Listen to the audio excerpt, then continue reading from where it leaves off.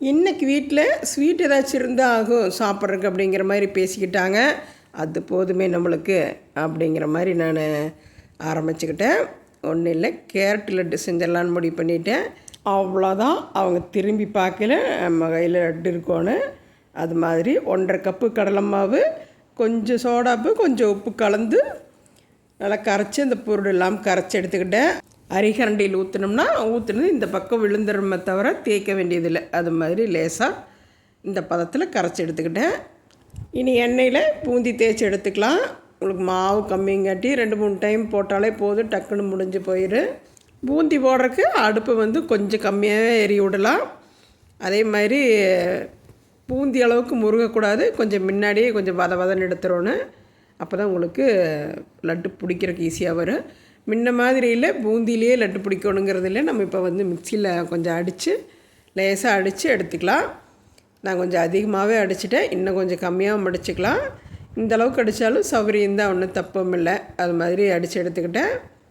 அடித்து எடுத்துகிட்டு நம்ம மாவு அளந்த கப்புலேயே அந்த கப் எடுத்துகிட்டு அதுலேயும் சர்க்கரை மலர்ந்து 1.5 கப் சர்க்கரை எடுத்துக்கிட்டு இந்த 1.5 கப்பு சர்க்கரை ஒரு 2 கேரட்டை அரைச்சி எடுத்துக்கிட்டேன். 1/2 கப்பு தண்ணி எடுத்துக்கிட்டேன். அந்த 1/2 கப்பு தண்ணியிலையே கொஞ்சமாக தண்ணி விட்டு அந்த கேரட்டை அரைச்சி எடுத்தாச்சு. அந்த மிச்ச தண்ணியில் ஜீரா காய்ச்சிக்கலாம். மொத்தத்தில் 1.5 கப்பு சர்க்கரைக்கு 1/2 கப்பு தண்ணி போதுமானது. இன்னும் கொஞ்சம் எச்சா அப்படி போட்டாலும் ஒன்றும் தப்பில்லை. மறுபடியும் கொஞ்சம் நேரம் அடுப்பு எரியணும்.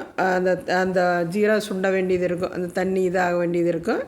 1.5க்கு 1/2 கப்பு அளவாக இருக்கும்.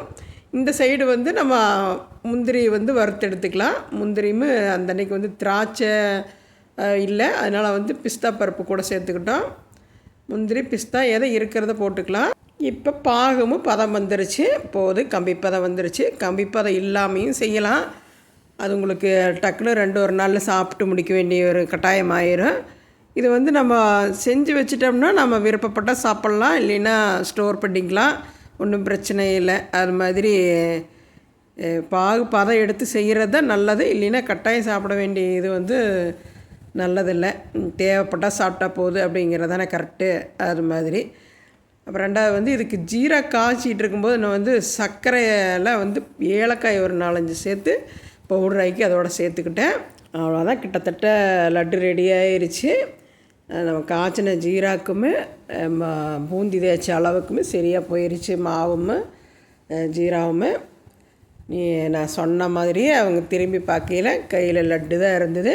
ரெடி பண்ணி ஒளிச்சு வச்சுருந்து டக்குன்னு எடுத்து கொடுத்தேன். அதுலேயும் ஒரு சந்தோஷத்தை நம்மளாக உருவாக்கிக்க வேண்டியது தான். நன்றி, வணக்கம்.